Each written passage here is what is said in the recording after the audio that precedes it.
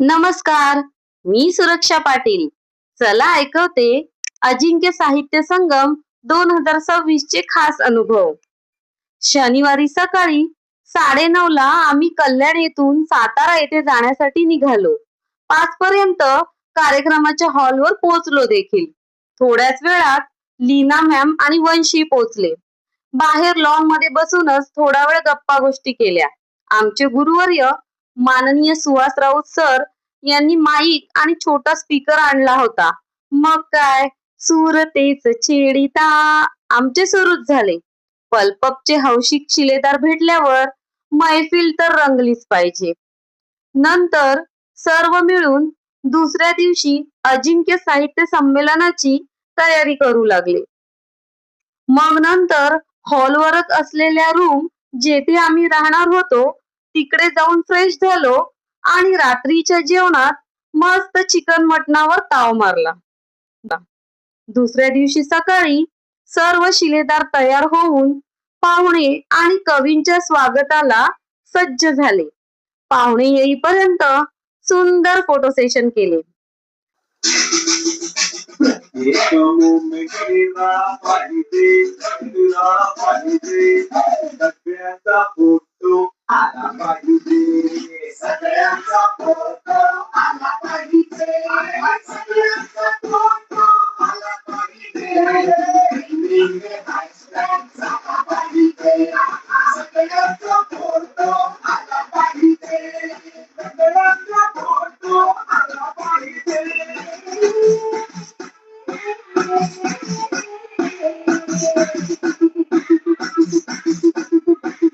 थोड्याच वेळात माननीय सागर मोरे सरांचे आणि मान्यवरांचे आगमन झाले. त्यांचे औक्षण करून स्वागत केले. दीप प्रज्वलन करून कार्यक्रमाची सुरुवात झाली आणि अखेर तो क्षण आला. साहित्यिक परिवारातील माझा छोटा भाऊ नागपूरचा वंश लिखित सैर साताऱ्याची या पुस्तकाचे प्रकाशन पार पडले.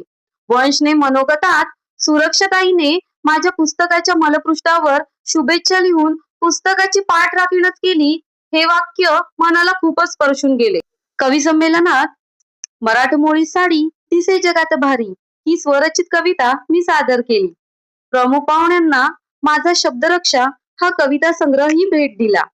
वंशकडून स्वाक्षरी घेण्याचा तो भावनिक क्षण लेखक प्रवीण काळकुटे यांनी अचूक टिपला. तसेच त्यांनी लिहिलेले पुस्तकही मला भेट दिले. शेवटी सर्वांचा ग्रुप फोटो काढून कार्यक्रमाची सांगता झाली. माझा हा व्हिडिओ आवडला असेल तर मला नक्की फॉलो करा. धन्यवाद.